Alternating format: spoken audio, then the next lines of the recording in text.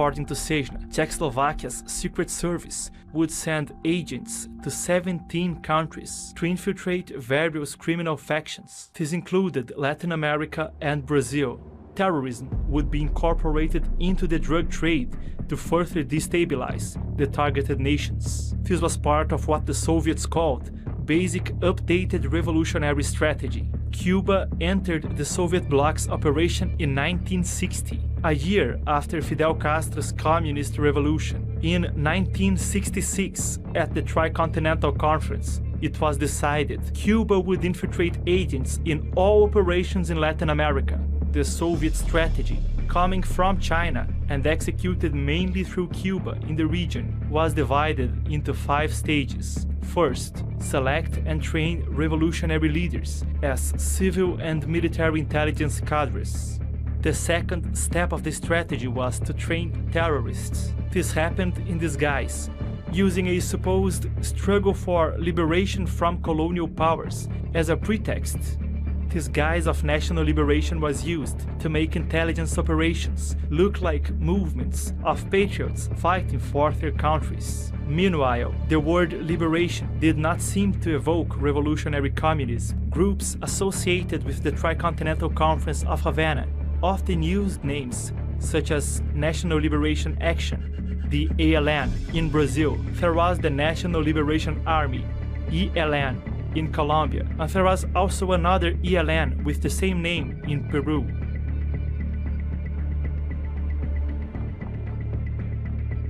In Nicaragua, it was the Sandinista National Liberation Front. This guerrilla group eventually became a political party, and to this day, it rules Nicaragua, affiliated to the São Paulo Forum. The Farabundo Martí National Liberation Front, FMLN, from El Salvador, has also governed their country.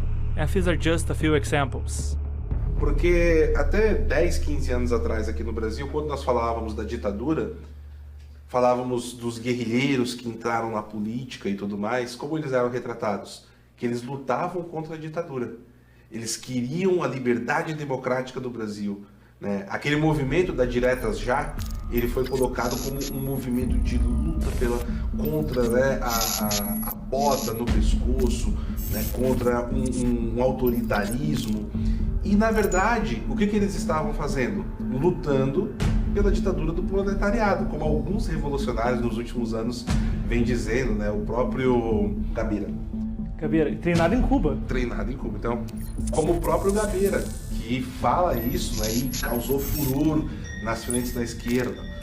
Cuba was one of several countries with training centers to teach crime and drug trafficking to activists, according to Sejna.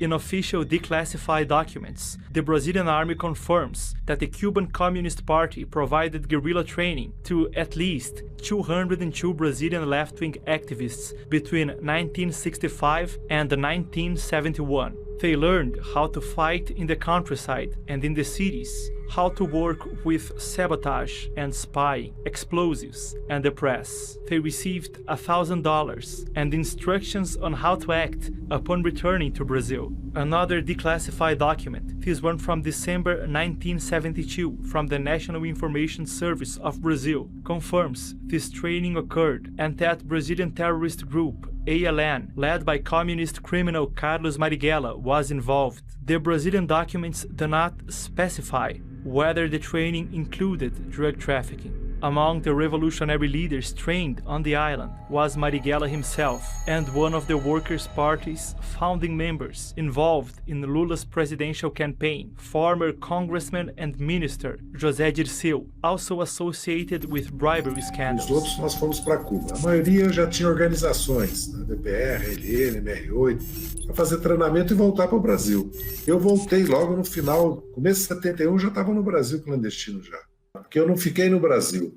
O Molipo, que era a minha organização, decidiu que eu devia voltar para o exterior, para Cuba, para reorganizar a propaganda no exterior, a vinda, a saída de pessoas. Eu voltei para Cuba e fiquei em Cuba 1 ano e meio, fiz um outro tipo de treinamento e voltei clandestino em 74, no final de 74, e fiquei aqui com o Carlos Henrique Gouveia de Mello. Porque a primeira vez que eu voltei, eu vim para São Paulo para combater, para atuar na luta armada, que é uma coisa Pensar hoje que eu estava em 71 em São Paulo, clandestino, morando no Brás, na Rua Cavaleiro, né? Armado, tudo. Uma coisa, só nós mesmos. O regime cubano vai conseguir uma coisa prodigiosa, vai estender-se à Venezuela. E hoje, não só Cuba continua a ser um lugar operativo do crime ligado à política, mas passa a ser também a Venezuela. E ali há imensas denúncias de treino de grupos terroristas, até islâmicos ali dentro. The third stage of the plan was international drug trafficking. Drug trafficking worked as a weapon in the Revolutionary War against the so-called bourgeoisie societies, and also recruited agents of influence around the world through crime. Fidel and Raul Castro were described as great enthusiasts of his strategy. Sejna said he had direct knowledge that by the mid-1960s, operations had been established in Colombia, Argentina, Peru, Uruguay, Costa Rica, Chile, in the US, Canada, Brazil, and others. Nós vamos adoecer por dentro o nosso inimigo, que é os Estados Unidos. Nós vamos tornar o povo doente, idiotizado, através das drogas. Nós vamos fazê-los gastar fábulas com o combate às drogas internacional. E, acima de tudo, nós vamos fazer eles gastarem muito dinheiro com clínicas de recuperação, com o sistema de saúde. Nós vamos introjetar o veneno a conta-gotas ali dentro. The fourth stage was infiltrating existing mafias and criminal organizations and establishing criminal unions controlled by the Soviet bloc and the communist movement. Intelligence collection was a priority. With agents both inside the state and in organized crime, information would be gathered for blackmail operations against important targets in favor of the communist movement. Data was collected from both drug users and dealers. This made it possible to detect and recruit agents and offered a weapon to damage the reputation of people and organizations opposed to Soviet interests. Sejna claims that by the end of the 1960s, the Soviets had information on corruption from more than 10,000 influential people in Latin America. O Sejna, quando ele escreve tudo isso, ele já desertou e ele está relatando coisas que ele sabe que aconteceram. E ele fala que quando ele desertou, acredito que foi 68 ou 72, quando ele desertou para os Estados Unidos, ele fala que naquela época já eram mais de 10 mil contatos que eles tinham na América Latina a partir desse esquema. Então, é razoável a gente pensar que esses contatos hoje ficam com Havana, com o Foro de São Paulo? Certamente, certamente, certamente. Fico. Devem estar com eles. É por isso que muitas coisas estranhas acontecem. This happened alongside the operations of the entire espionage apparatus of the communist movement. Former archivist in the Soviet Secret Service, Vasily Mitrokhin, came from Russia to England in 1992. He copied and kept Secret Service documents. The documents show that former president of Argentina, Isabelita Perón, was a Soviet confidential contact. Her finance minister was as well. In Brazil, at least one diplomat was an agent. Soviet documents named Brazil as one of the 5 priority targets for operations in Latin America after 1974. The fifth and final stage of the Soviet plan, carried out through Cuba, as reported by Jan Sejna, was to plan and prepare sabotage on a worldwide scale. The plan forecast this would happen no later than 1972, merely 18 years after planning started. The operation was declared very successful and low cost. In 1987, 3 years before the São Paulo Forum came into being, a defector from the government of Nicaragua, a country run by members of the Forum, said that the regime was still using drugs against the US. In his words, "It is a form of warfare and it also brings profit." 2 Cuban military defectors confirmed that this was still occurring until at least the late 1980s, when they defected. In 1989, Colombian drug traffickers pleaded guilty with video evidence of how the Cuban dictatorship aided drug trafficking. They said Fidel Castro even got a fee.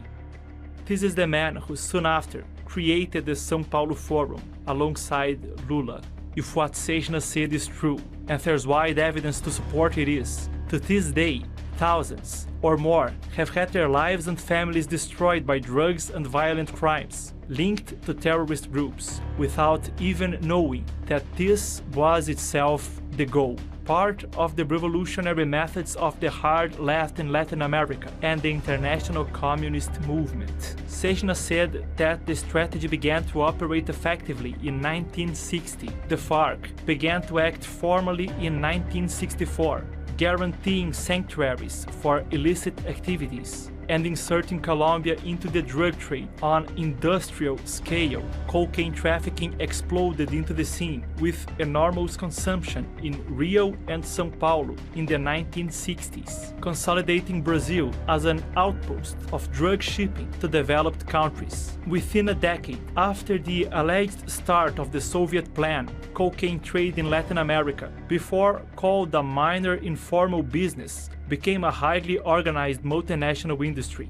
In the 1980s, cartels controlled processing networks, labs, aircraft, transshipment points, and warehouses. The city of São Paulo's homicide rate, according to one of Brazil's leading newspapers, had remained at around 5 per every 100,000 inhabitants for 4 decades. Even as the population increased, in 1968 the rate more than doubled, reaching the WHO's standard for a homicide epidemic. In 1984, the rate was already 8 times higher. Between 1965 and 1968, bank robberies increased 37 times over. Street theft went 166% up. Marijuana in Brazil was rarely seen in many social circles in the 1950s. But between 1969 and 1971 it skyrocketed, quoted as routine in Rio's high society. While the cultural influence of narcotics became widespread, at the US-Mexico border, 850 kilos of this drug were confiscated in 1962. By 1965, several tons were already found. The United States reversed its 3-decade historic low on violence. From 1960 to 1980, the homicide rate more than doubled, and almost every sort of violent crime grew. From the point Sejna claims this plan started, entire nations seem to have become hostage to systematic corruption networks, not that different from those conceived in the referred communist strategy. Still, just prior to the Brazilian elections, Veja magazine, a leading Brazilian outlet, published reports from primary sources, still pending hard proof, that there were ties between organized crime and Brazilian politicians. Quando nós falamos desses grandes grupos criminosos, nós falamos da sua aliança com partidos. Há certos partidos que têm alianças com certos grupos criminosos. Isso, para muita gente, parece um escândalo, mas isso é uma meta. Essa é a própria essência da esquerda. It's a perfect tool for revolution, because revolution is about destroying the existing social order so that a new one may be imposed. So it's no surprise the communists would be heavily involved in the drug trade. It's basically at the top levels, if your government is heavily corrupted and dependent on narco money, they're not going to be fighting communism. You know, they're getting their drugs from the communists. They are going to roll over to the communists. They're going to make as much money as they can, then hopefully get out of the country before the revolution. That's what they'll try and do. So it corrupts business, politicians, media figures, and those who are not corrupted are too scared to stand against it. So there's no opposition. Nobody's going to stand against these people because they'll kill you or they'll kill your family. So these whole countries are taken over, and they are basically now tools of the communists. You know, Mexico is now basically a tool of the communist movement, which is why it's allowing hundreds of thousands of illegal immigrants to go through its country every day to flood the American border, because they take drugs, they bring in terrorists, and it's part of the revolution to destabilize America. Experts introduced me to the concepts of convergence and illicit economies as they expanded on the use of drugs for revolutionary purposes.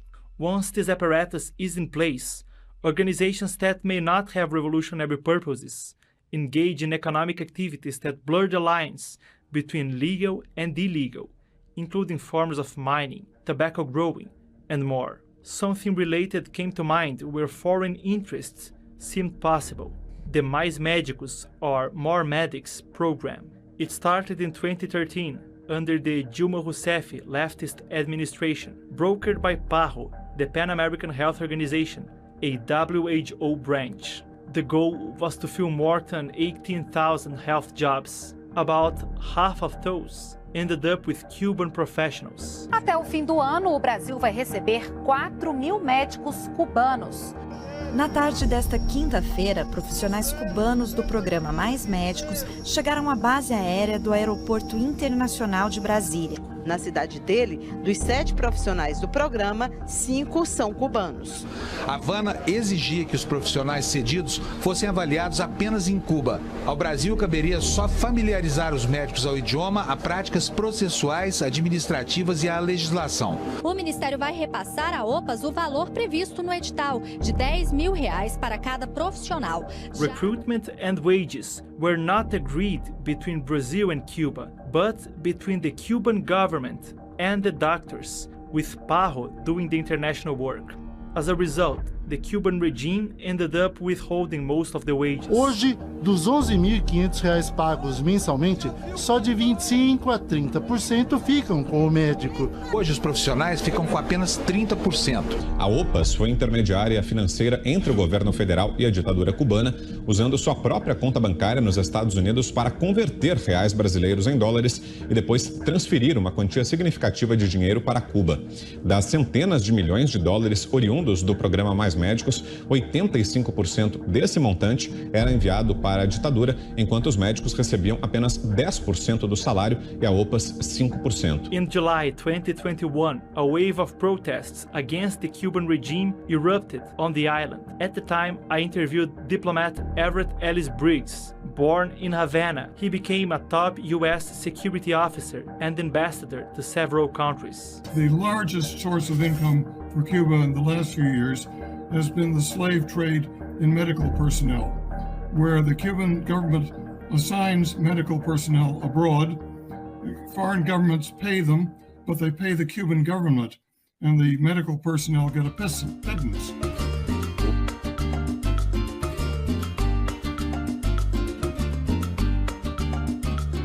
O programa Mais Médicos de Cuba foi um dos maiores programas de escravização de seres humanos da história recente da humanidade, né? É um trabalho escravo, sim. O problema não é o salário que eles tiram, o problema é o roubo do que a gente é submetido.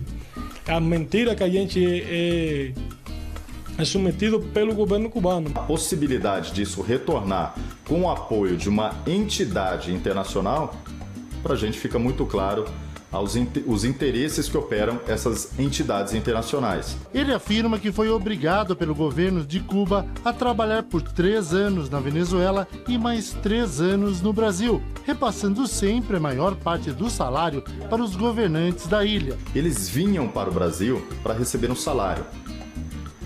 O que estava no contrato era uma coisa, o que eles recebiam era outra coisa bem diferente. Eles recebiam no máximo 20% do valor do contrato. Mas espera aí, o Brasil estava dando cano? Não. 80% do contrato, que deveria ser o salário do médico, ia diretamente parar no governo cubano. A ditadura cubana ficava com a maior parte.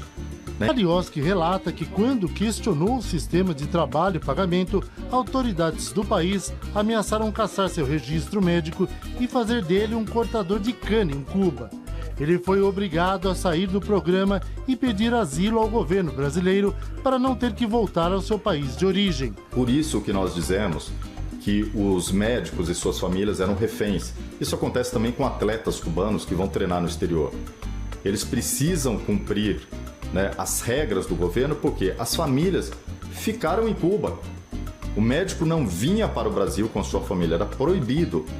As famílias sempre, filhos, mulheres, mães, pais, os parentes de primeiro grau, ficam em Cuba como uma garantia de que, o profissional vai cumprir com tudo que lhe foi mandado, 2, que ele vai voltar para o país. O médico está separado da mulher e das 2 filhas há 8 anos. Cuba é uma ilha de zumbis, como falam aqui.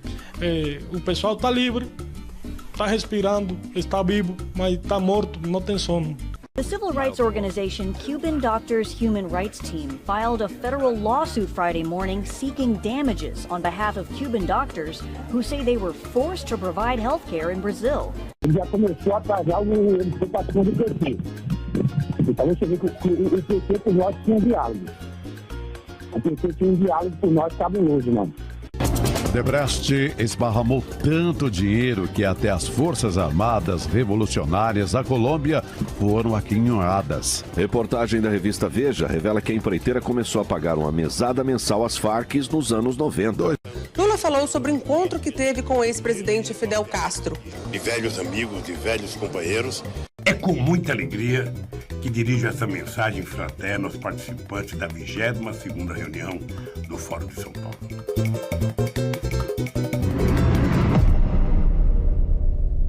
And that was underway till really Jair Bolsonaro reversed the tide and some more conservative governments took hold in Chile and other countries. A forma como os cubanos são tratados no Brasil chamou a atenção do presidente eleito Jair Bolsonaro, que condicionou a permanência destes médicos no país a um teste de capacidade, liberdade para que eles pudessem trazer a família e repasse integral do salário aos profissionais. We have to respect President Bolsonaro of Brazil for having ended that practice in Brazil, at least.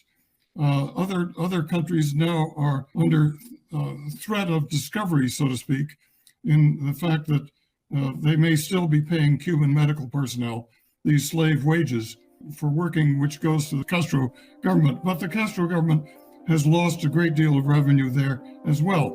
In November 2018, Cuba decided to bring back the doctors, saying that measures intended by then President-elect Jair Bolsonaro would be unacceptable. Cuban doctors filed a lawsuit against Parro in the US in the same year, claiming they were victims of human trafficking and forced labor under the Mais Médicos program. In the lawsuit, they alleged that they were intimidated, threatened, and coerced into providing medical services in Brazil, with their movements and contacts restricted while abroad. In 2019, US State Department officials said that Cuban medical missions were trafficking medical professionals abroad. At the time, there were more than 50,000 in more than 60 countries. Estimates point out that the total amount transferred by Brazil to the Cuban Communist Party while the program occurred could reach billions of dollars. A preview of Lula's next government plan talked about resuming programs like Mais Médicos.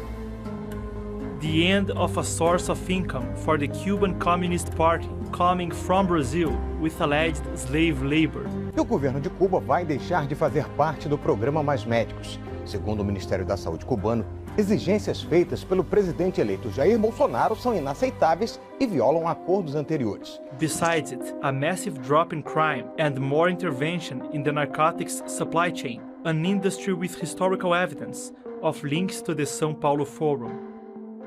Agora que eles começaram o mandato, já mexemos diretamente com a cúpula, irmão. 50 toneladas de cocaína, R$1 bilhão em dinheiro e em bens.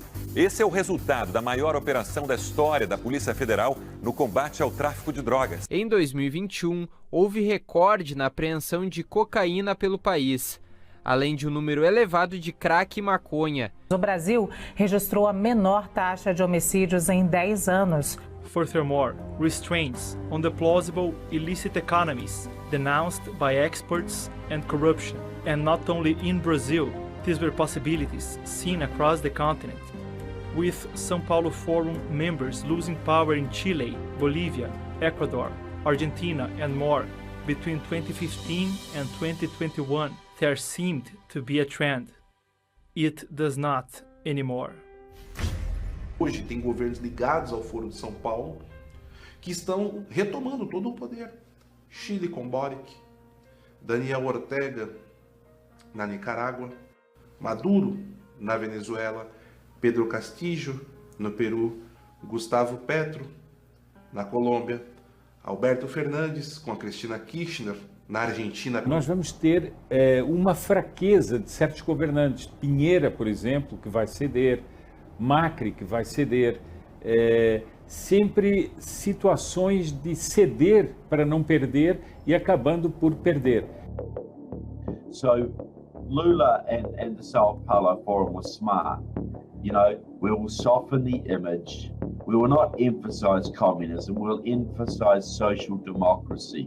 But we will unite every party of the left we can, from hardcore communist to social democrat. We'll run on a moderate social democratic program, but we will bring our people into power. We will get money from the state.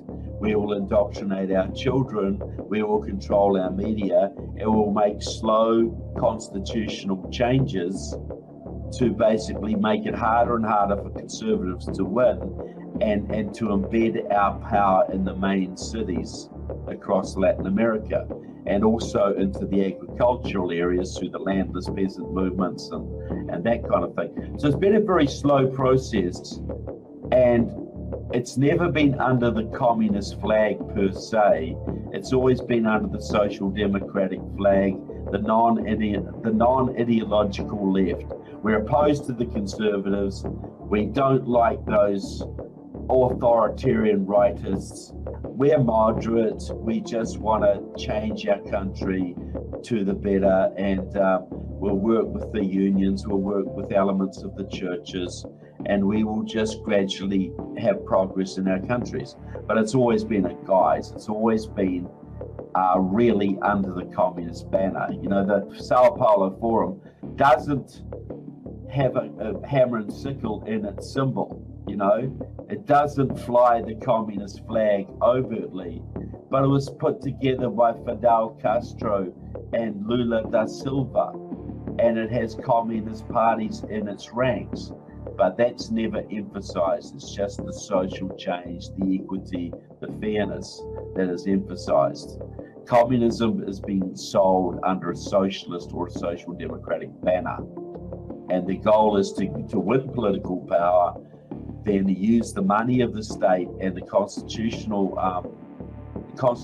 powers of the state to make things harder and harder for your enemy and easier for you, to the point that they have enough power they can openly declare themselves communists. By that time, it's too late. And that's the game for Brazil, that's the game for Chile. Most people in Chile still do not understand they've elected a communist government there, even though there are communist ministers. You know, even though it's I can look at it and very clearly see a communist government. You could look at it and see a communist government, but the average Chilean, they have no idea because the media will not tell them. Le puedo decir desde Venezuela, estamos cumpliendo el plan, Foro de Sao Paulo. El plan va como lo hicimos. Voten por Gabriel Boric. Va perfecto el plan. Si es, Chile tiene nuevo presidente electo, es Gabriel Boric. Ustedes me entienden, Foro de Sao Paulo, el plan va en pleno desarrollo. No compañero Gustavo Petro. Victorioso. Para presidente de Colombia. Todas las metas que nos hemos propuesto en el Foro de Sao Paulo las estamos cumpliendo una por una. La izquierda gana por primera vez la presidencia de Colombia. Gustavo Petro venció. Es la unión de los movimientos sociales, progresistas, revolucionarios, nacional populares, de toda América Latina, el Caribe y más allá del mundo. Pedro Castillo, de 51 anos, foi confirmado vencedor. Foro de Sao Paulo ha salido revitalizado, reimpulsado. Y así debemos seguir articulando los partidos políticos progresistas, revolucionarios, de izquierda, avanzados de toda América Latina, del Caribe y del mundo, con los movimientos sociales. Esa fue la estrategia que trazamos. Y vamos bien. Vamos mejor de lo que pensábamos. Mucho mejor de lo que pensábamos. É importante a gente entender o papel do Brasil no Foro de São Paulo. É o garantidor financeiro. O Brasil, ele é o hospedeiro. O papel do Brasil é ser o hospedeiro do parasita revolucionário. O Brasil é o fiador. Nesse momento, se o Brasil caísse nas mãos do Foro de São Paulo, seria por demais importante para eles. Por quê? Porque por causa da localização geográfica do Brasil, do tamanho do Brasil. Não se esqueça do seguinte, o Brasil hoje é usado como rota de transporte de drogas para outros pontos, para a Europa, para os Estados Unidos. O combate a essas rotas cessaria. Nós teríamos o que está acontecendo agora na Colômbia, que é abrir e acabar com a repressão ao narcotráfico. Então o Brasil pareceria ser um paraíso para o escoamento da droga. Seria um reforço a todas as organizações criminosas que operam aqui dentro, inclusive com conluios com organizações terroristas como o Hezbollah e outros. Veja que só isso já seria uma coisa muito importante.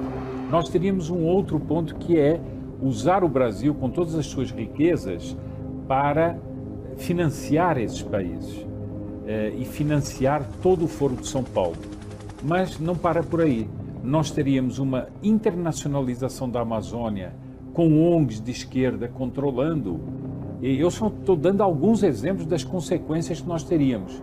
E nós teríamos outra consequência, que é o poder político do Brasil, que é um poder político grande, inclusive internacionalmente, e que passaria a estar empurrado para a esquerda e para favorecer o Foro de São Paulo. Many of the possible proofs, confessions, allegations, and evidence related to the forum were not appreciated by the justice of Brazil and different countries. And by the time I finished writing the script for this documentary, the Brazilian courts did not consider that there was concrete evidence of potentially criminal relationships discussed here. Although there are convictions and indictments abroad that support some conclusions. If proven, some allegations could even shut down political parties in Brazil. Brazilian law prohibits parties from receiving foreign funds or orders from entities outside the country. Based on the information available, I recognized the São Paulo Forum as a real possibility of foreign influence, interference, or action in Brazil through questionable means. Cortou. Valeu, pessoal. Obrigado, Marcos. Muito bom, cara. Aprendi muita coisa. Parece muita informação, mas não deu nem ainda para falar de China. Mas vai ficar pro segundo filme.